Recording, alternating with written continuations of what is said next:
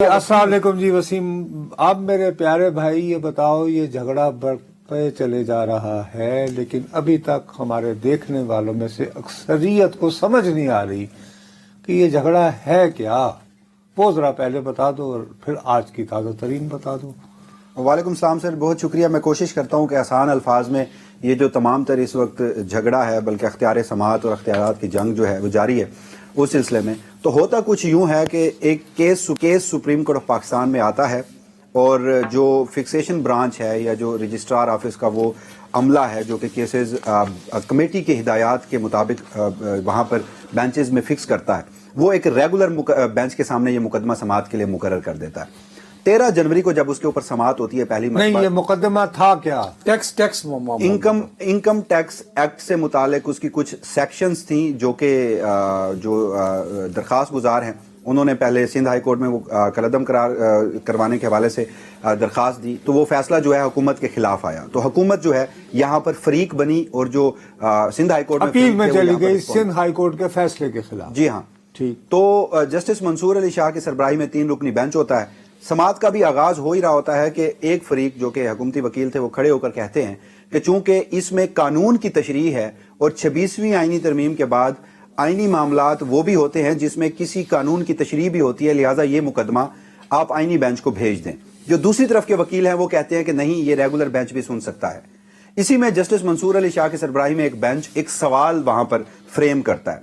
वो कहता है कि क्या सुप्रीम कोर्ट से अख्तियार समाअत वापस लिया जा सकता है, हम ये मुकदमा सुन सकते हैं या नहीं। इस पर अभी फैसला नहीं होता, सिर्फ एक सवाल क्रिएट करते हैं वो, जिस पर वो अटार्नी जनरल को भी इस हवाले से मुआवनत तलब करते हैं और फ्रीकैन के वकला से भी। मामले की समाअत 16 जनवरी के लिए मुलतवी कर दी जाती है। यहां से एक झगड़ा जो है वो शुरू होता है। 16 जनवरी को जब दूसरी समाअत होना होती है तो 15 जनवरी को बेंच तब्दील कर दिया जाता है और उस बेंच में जो सिंध हाई कोर्ट में जस्टिस अकील अब्बासी इसी मुकदमे में फैसला सुना चुके थे, जैसे हमने कल भी बताया था, उस बेंच में शामिल कर दिए जाते हैं। तो उसके बाद 16 जनवरी को यह बेंच दोबारा फैसला देता है, एक जुडिशियल ऑर्डर यानी कि अदालती हुक्मनामा, कि आप 13 जनवरी वाला बेंच जो है वो बहाल करें और मुकदमे की समाअत 19 जनवरी तक मुलतवी हो जाती है। मगर 19 जनवरी भी आ जाती है, अदालती फैसला नहीं माना जाता। 19 जनवरी को ये बेंच जो है, ये एडिशनल रजिस्ट्रार जिन्हें अब से कुछ देर कबल खबर सामने आई कि उन्हें उनके ओहदे से हटा दिया गया। उन्हें क्यों हटा दिया भाई? जी वही मैं आपको बता रहा हूं कि अब ये भी एक समझ से बालातर है। जो अगर मैं जो मामलात हो रहे हैं अगर हम कड़ियां जोड़ें तो मालूम ये पड़ता है कि जस्टिस मंसूर अली शाह को ये मुकदमा ना सुनने देने के लिए ये तमाम तर जो चेन ऑफ इवेंट्स हैं वो किए जा रहे हैं। 2 बार बेंच तब्दील हुआ, फिर केस वापस ले लिया गया और फिर जब रजिस्ट्रार के एडिशनल रजिस्ट्रार के खिलाफ तौहीन अदालत की कार्रवाई शुरू की गई।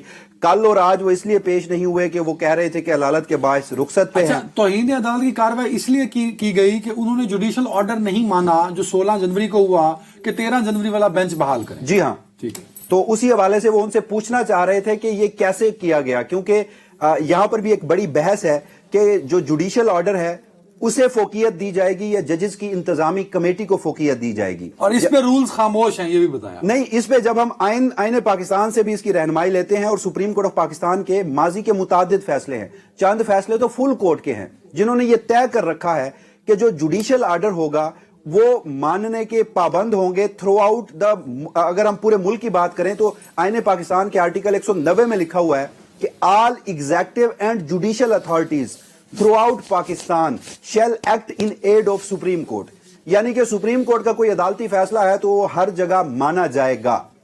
तो उस पर अब से कुछ देर कबल जो खबर सामने आई कि जब एडिशनल रजिस्ट्रार को उनके ओहदे से हटा दिया गया तो वहां पर जब हमारी नजर में ये था ना मानना, हमारे यहाँ ऐसी रिवायात भी तो अब कायम हो गई है ना।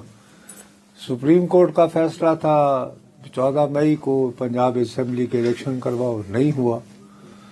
उसके बाद कुछ औरतों की, खवातीन की नशिस्तों के मामले में भी फैसला आ चुका है, वो भी नहीं हुआ, उस पर भी अमल दरामद नहीं हुआ।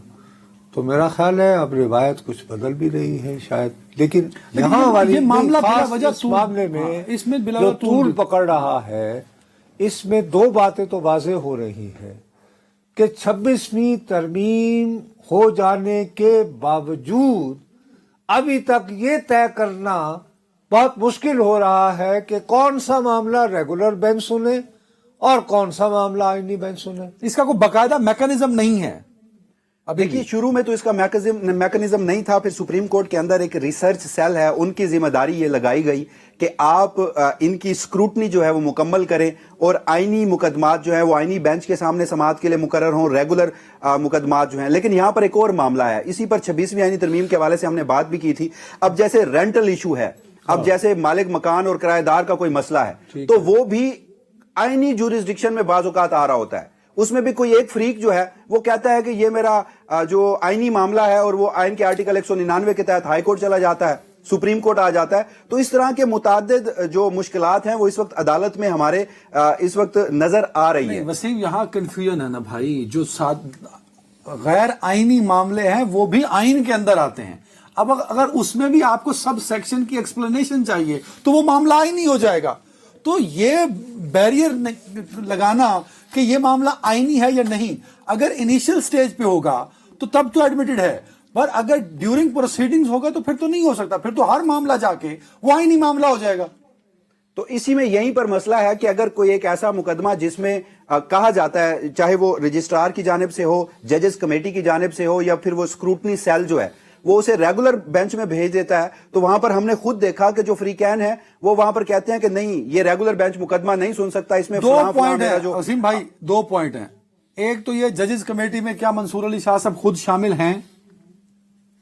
ठीक है। दूसरा मुझे ये बताएं कि जुडिशियल ऑर्डर जब कर दिया गया था, नहीं, लेकिन अक्सर ये भी होता है, I think Wasim will correct me out, कि शाह साहब को जब बुलाया जाता है इन जजेस की कमेटी में तो वो कभी कभार वहां जाना पसंद नहीं करते। क्या ये दुरुस्त है?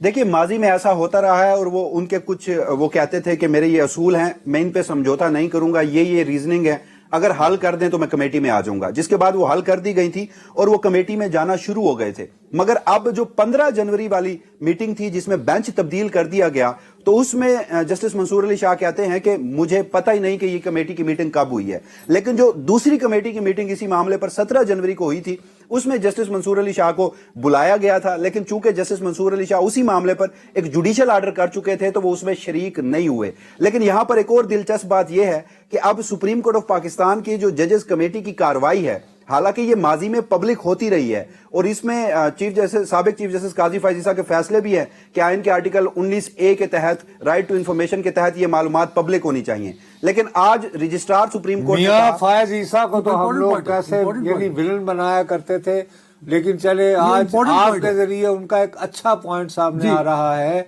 कि वो ये कहते थे कि जजेस कमेटी का जो इजलास होता है जिसमें यह तय किया जाता है कि इसको फलां बेंच के या रूबरू पेश किया जाए, वो मामला पब्लिक के रूबरू आना चाहिए आइन के आर्टिकल 19A के तहत, जो मुझे और आपको जानने का हक देता है। आप सही कह रहे हैं, यही मैं आप बिल्कुल ठीक समझे हैं। शुरू में तो इस रिवायत पे अमल भी किया गया था, मगर उनके आखिरी टेन्योर में वो खुद ही अपने फैसले को गालबन भूल गए थे या क्या हुआ था। मगर आज के रोज रजिस्ट्रार सुप्रीम कोर्ट ने कहा कि वो जो कमेटी की कार्रवाई के मीटिंग है, मिनट्स हैं, जब मंगवाए गए थे तो उन्होंने कहा कि ये कॉन्फिडेंशियल है, ये पब्लिक डोमेन में आ ही नहीं सकते, हम अदालत को फराहम कर देते हैं, जजेस खुद बैठकर पढ़ लें। तो उस पर भी जजेस हैरान हुए कि कमेटी मीटिंग में ऐसा क्या कॉन्फिडेंशियल था। तो बहरहाल अब सबसे बड़ा जो इस सारे मामले में सवाल है, अब चूंकि अब से कुछ देर कबल एक और डेवलपमेंट इसी सिलसिले में सामने आई कि जब एडिशनल रजिस्ट्रार को उनके ओहदे से हटा दिया गया, तो फिर अब जो तौहीन अदालत का ये जो केस कल तक के लिए मुलतवी किया गया था उसे भी डी लिस्ट कर दिया गया है,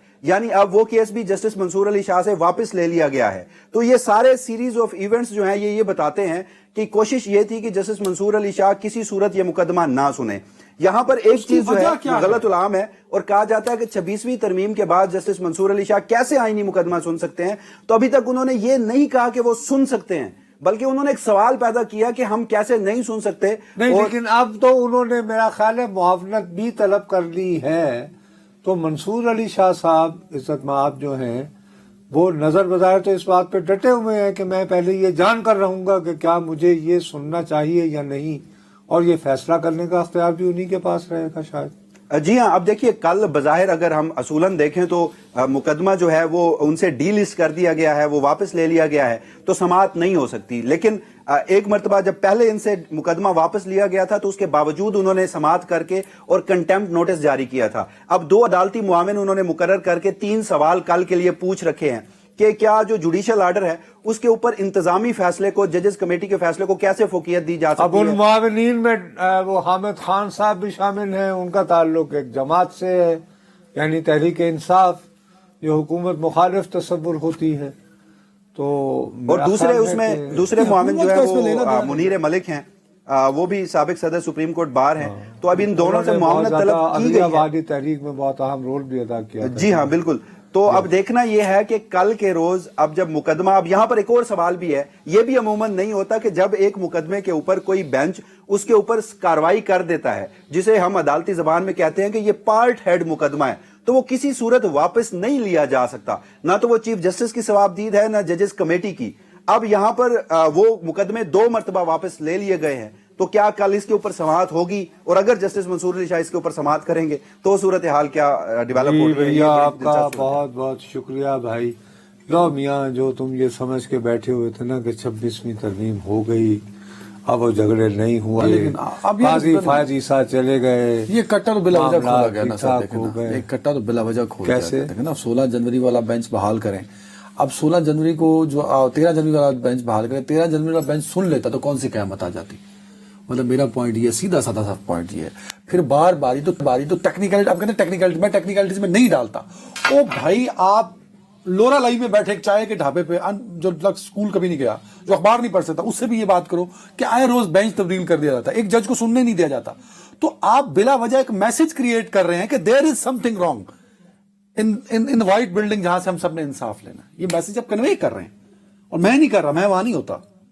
معزز ججز صاحبان ہوتے ہیں، یہ ان کا کام ہے. آج خود کر رہے ہیں نا، جو بھی کر رہا تھا، میں آج خود کر رہے ہیں، کوئی کر رہا ہے، کوئی تو ہے جو کر رہا ہے. کوئی تو